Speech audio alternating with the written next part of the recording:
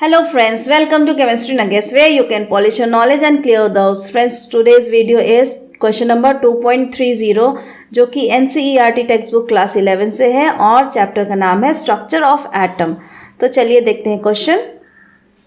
Explain giving reasons which of the following sets of quantum number are not possible. So हमें यहाँ पर कुछ quantum number के sets दिए हुए हैं, हमें बताना है कि ये कॉम्बिनेशन पॉसिबल है कि नहीं। तो इसके लिए सबसे बेसिक चीज़ जो हमें पता होनी चाहिए वो है कि n क्या है। n हमारा होता है प्रिंसिपल क्वांटम नंबर, ये हमें बताता है कि उस एटम में कितने शेल्स हैं। l हमारा होता है एजिमुथल क्वांटम नंबर, ये हमें बताता है कि उस शेल में कितने सब शेल्स हैं।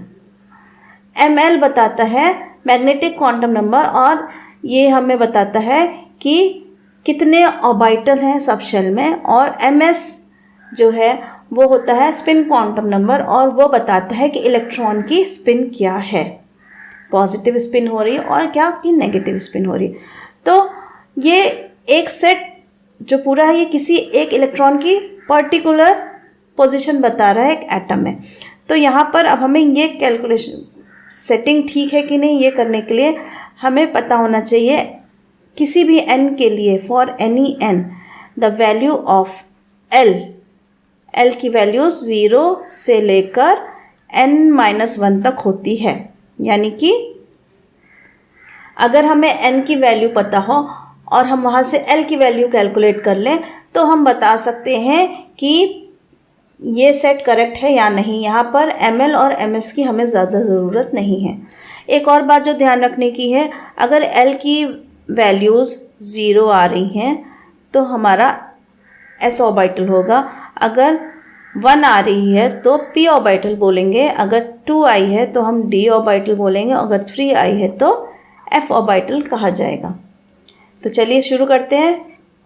a वाले में n = 0 दिया हुआ है, तो कोई भी इलेक्ट्रॉन है जिसकी पोजीशन हमें बतानी है उसको किसी शेल में होना ज़रूरी है। यहाँ n = 0 दे रहा है यानी कि कोई शेल है ही नहीं, तो इलेक्ट्रॉन कहाँ एग्जिस्ट करेगा। इट मीन्स कि किसी भी इलेक्ट्रॉन के लिए ये सेट ऑफ क्वांटम नंबर गलत है, ये पॉसिबल नहीं है। चलिए b पर आते हैं। n = 1 दिया हुआ है। अब n = 1 के लिए हम l की वैल्यूज़ देख लेते हैं।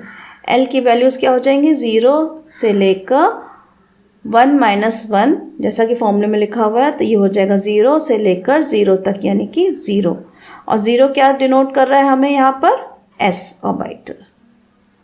यानी कि n = 1 फर्स्ट शेल में एक ही सब शेल होगा और वो होगा s सब शेल। तो n के लिए n1 = 1 के लिए l = 0 हमने कैलकुलेट कर लिया है।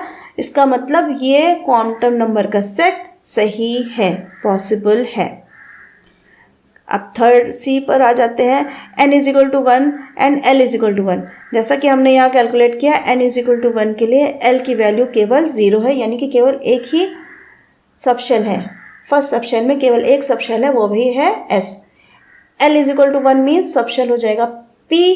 यहाँ पर n = 1 में s और p नहीं पॉसिबल है। सो n = 1 में l = 1 not possible.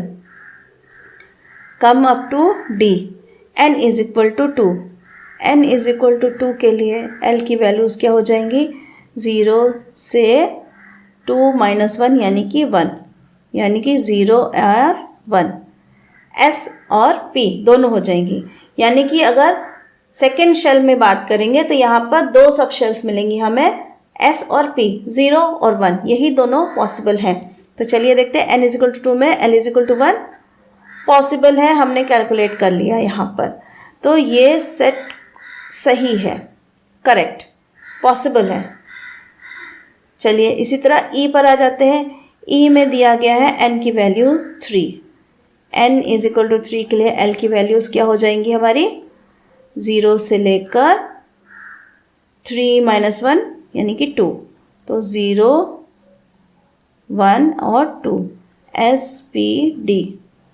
Third shell में 3 सब शेल्स होंगी, s p d। क्लियर है। अब l = 3 दे रहा है, यानी कि l = 3 मतलब f। लेकिन हमने कैलकुलेट किया केवल SPDR F नहीं आएगा, L=3 यहाँ पॉसिबल नहीं है, L=3 में L=3 not possible. Now last वाले पर जाते हैं F पॉइंट पर। N=3 के लिए L=1, N=3 के लिए L=1 पॉसिबल है, तो ये सेट हमारा पॉसिबल है। सो फ्रेंड्स, कैलकुलेशन यहीं पर ख़त्म होती है। क्वेश्चन सॉल्व हो चुका है, हमें केवल n की वैल्यूज़ देखनी है और उससे रिलेटेड l की वैल्यूज़ कैलकुलेट कर लेनी है।